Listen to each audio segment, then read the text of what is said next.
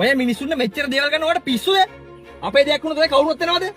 එන්නේ හෝකුන් එන්නේ. උඹත් කට වහපන්. සීනි එහෙල්ල වරියක් අරගෙන.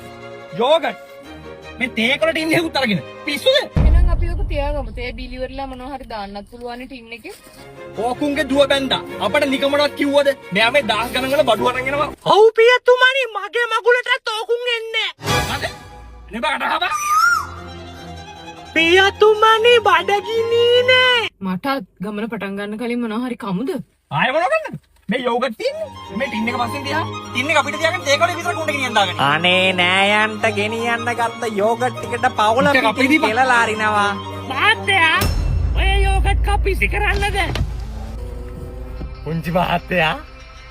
ඔව් අනේ මට දෙන්න පුළුවන් දෝ. ගන්න ගන්න. ඔය මොකද කරන්නේ? මං දවස් ගානකින් මුකුත් කාලා නෑ මහත්තයා. කියන්න බෑ මනුස්සය බඩගින් ඉන්නේ කියලා. හිච්ච යෝගට් එකක් දියා. උඹත් හිච්ච මේ වගේ දේවල් පුරුදු වෙන්න ඕන. පුළුවන් වෙලාවට අපි මිනිස්සුන්ට උදව් කරන්න ඕන. ආවචා මේකත් ලේව ගන්න. මම මේ පාර වල ටික වැඩිපුර ඉතුරු කරා. තොට ශ්‍රක්ද මහත්තයා?